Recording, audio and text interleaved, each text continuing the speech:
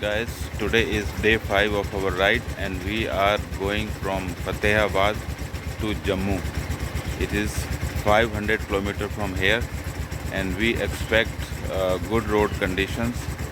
So hopefully we will reach by 6 p.m. at Jammu. Our bikes are getting ready and we will be leaving by 6 a.m. sharp. We are all in time. Weather is looking little cloudy, that's in our favor. So अच्छा है, ride करेंगे, धूप ज़्यादा नहीं होगी. Let's see. Actually हमको जम्मू जाना था बट हमारे BSF फ्रेंड्स ने हमको जलंधर में ही रोक लिया और we stayed at Jalandhar. Thanks for watching. Please subscribe to my channel.